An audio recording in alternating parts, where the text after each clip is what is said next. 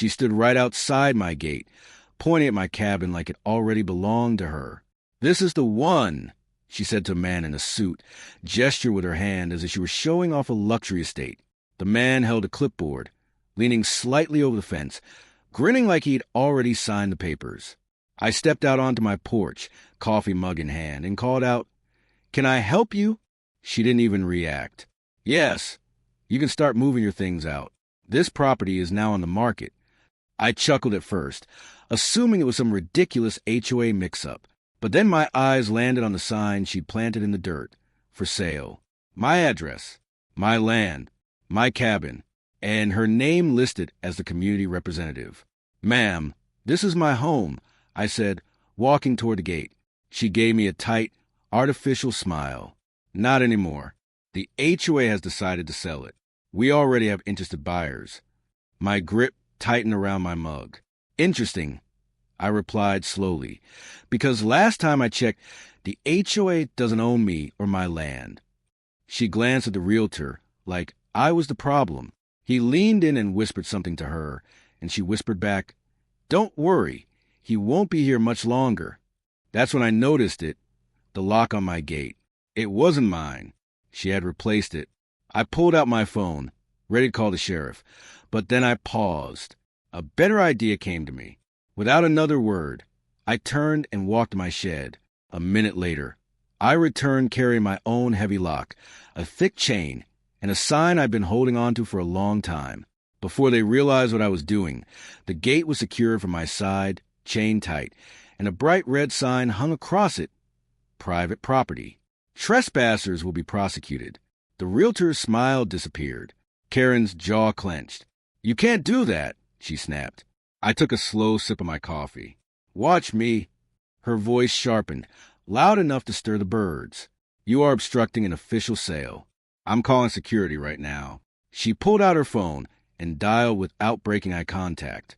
I leaned casually against the gate, watching her like she was background noise. "Go ahead," I said, "but make sure they bring real badges this time." The realtor stepped back, clearly second-guessing whatever commission he thought he'd earn. "Ma'am, maybe we should," he started, but she cut him off with a wave. 2 minutes later, an old white SUV rolled up the dirt road, kicking up dust. 2 men stepped out wearing uniforms, but no patches, no department markings.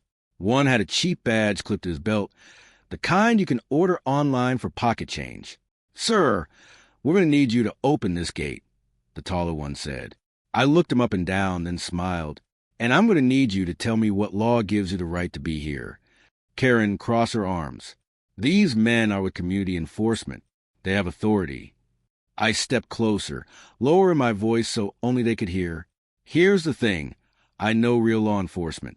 I used to train them. SWAT, sheriff's deputies, state police. And I know for a fact." I paused, letting the silence hang. "You two aren't on any roster."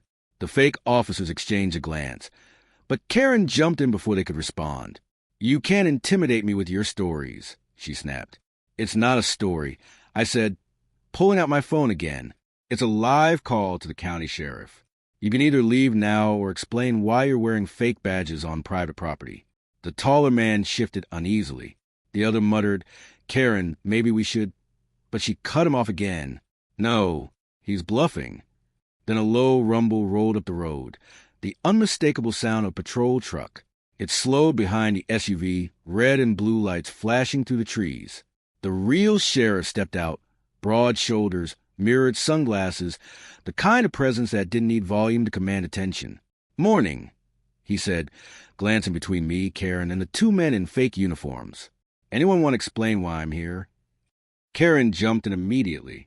"Yes, this man is illegally occupying his property. We have a buyer ready, and he's blocking the sale. He also threatened my security officers." She gestured toward the 2 men, like they were professionals. The sheriff's expression stayed neutral, but his eyes flicked toward me. "Is that true?" I took a steady breath. "No, Sheriff. This is my land. She's trespassing.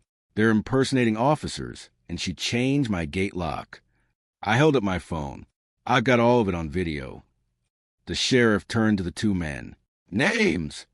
They hesitated. One gave a name I immediately recognized as fake. I trained a man with that name years ago, and this wasn't him. The sheriff's jaw tightened. Badge numbers. Silence.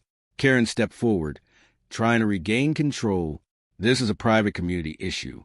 The HOA has full authority here. He cut her off with a sharp look. Ma'am, unless the HOA owns this man's deed, you have no authority to sell his home or change his locks. She froze for a split second, then smirked. Actually, I do have the deed. She pulled a folder from her bag and opened it like she was revealing a winning hand. The sheriff took it, scanned the pages, and frowned. That's interesting. He looked at me. These documents say the property was transferred 2 weeks ago. My stomach dropped. I had never signed anything. Karen folded her arms, her smug smile widening. See? Completely legal. He's been living here for 2 weeks without owning it. The sheriff handed me the papers. My name wasn't there. Instead, there was a sloppy forged signature and a buyer's name I'd never heard before. That's not my handwriting, I said quietly. She shrugged. Doesn't matter. County records already show the transfer. We even paid the taxes. I narrowed my eyes. With whose money? She didn't answer, just looked away toward the realtor, who suddenly found his phone very interesting. The sheriff rubbed his jaw. This is serious. If these documents are fake, that's felony fraud. But I can't confirm that standing here. Karen's voice rose again. Fine. While you confirm it, he can pack up and leave. The buyer's ready to move in. I stepped closer to the gate. Not happening. Then I leaned toward the sheriff. 2 months ago, I installed a full security system. Every car plate, every visitor, everything logged with timestamps and backed up off-site. For the first time, Karen's confidence cracked. You can't use that. That's a violation of... It's my land, my cameras, my evidence. I cut in, and if we pull footage from the last 2 weeks, we'll see exactly who walked into that courthouse with those papers. The sheriff's eyes narrowed. All right, we're heading to my office to check the records right now. Karen opened her mouth to argue, but before she could, a sleek black SUV rolled up. Dark windows, covered plate. It stopped behind a patrol truck, and the man who stepped out made her go pale. He shut the door slowly, deliberately, tall, clean-cut, dressed in a tailored suit that didn't belong on a dusty road. He walked toward us without saying a word. Karen's voice dropped instantly. I didn't think you'd come in person. He ignored her and looked straight at me, cold, calculating. Then he turned to the sheriff. Officer, this doesn't need to get messy. We have paperwork. We have rights. Let's settle this privately. The sheriff tilted his head. And you are... The man flipped open a leather wallet. Not a badge, just a business card embossed in gold. Marlowe and Steel Holdings. I'd never heard of it, but Karen's nervous glances said everything. I stepped forward. So you're the buyer? His lips curved slightly. Let's just say I represent interests that want this property urgently. My grip tightened on the gate. Funny, I don't remember putting it up for sale. Karen finally spoke again. Mr. Steele has connections. This is bigger than you think. If you leave now, you might even be compensated. The sheriff cut in, clearly done. Either this deed is legitimate or it isn't. Until I confirm that, nobody's stepping past this gate. Steele locked eyes with him. You have no idea who you're dealing with. I laughed under my breath. Funny, I was about to say the same thing. His expression shifted slightly when I added, you might want to check whose name is on the original title, the one filed 20 years ago. The sheriff looked at me. Original title? I nodded. Filed in 2005. My father's name first, then transferred to me after he passed. Certified, notarized, and stored where nobody here can touch it. Karen scoffed, but her voice trembled. That doesn't matter. Titles get updated, and this one was updated. She pointed at the folder like it was absolute truth, though her hands shook. I leaned closer so Steele could hear. Here's the problem with your plan. You bought a fake deed from someone who didn't own this place. And when that comes out, you're the one facing charges. The sheriff's radio crackled. Dispatch to Unit 4. We pulled courthouse security footage from 2 weeks ago. Suspect is a female, mid-50s, short blonde hair, floral blouse. All eyes turned to Karen. She froze. That's not me. I wasn't there. The sheriff was already moving toward his truck. We'll see about that. And if it matches, we're adding impersonation, fraud, and unlawful lock chain to your list. Steele stepped toward her, voice low and sharp. You told me this was clean. You said he was a squatter. Karen's face drained. He was supposed to be gone. I smirked, sorry to disappoint. The sheriff turned to me. I'll need you at the station. Bring that certified title. We'll sort this out.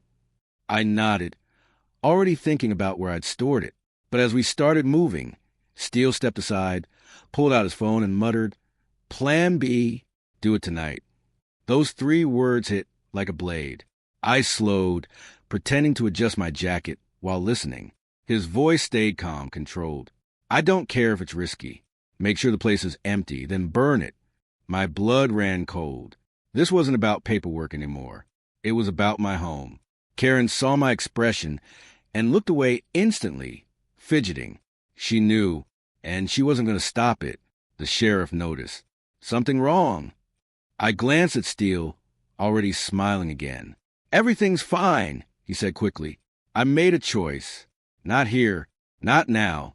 I'll follow you in my truck, I told the sheriff. He nodded, but instead of heading straight to the station, I took the back trail through the woods behind my cabin.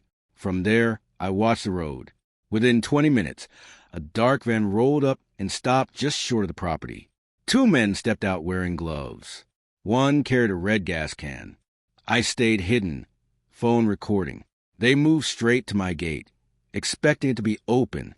When they saw my chain still Loctite, one pulled out bolt cutters. That's when I stepped out and racked my shotgun, not aiming, just loud enough to freeze them. Private property, I said calmly. And you got 5 seconds to explain why you're carrying gasoline. One dropped the can. The other tried to bluff. We're maintenance workers. I raised an eyebrow. Maintenance usually happens during the day, without masks. I nodded toward my cameras. Smile, you're already on 3 feeds. I didn't even need to call the sheriff. He'd already doubled back. Suspicious of Steele's rush to leave, his patrol truck rolled in behind the van, lights flashing. Within minutes, both men were in cuffs. I'm guessing they're not with you, the sheriff said. I handed him my phone. Check the voice memo. You'll hear exactly who sent them. By nightfall, Karen was arrested for fraud and trespassing. Steele was picked up for conspiracy to commit arson and property theft.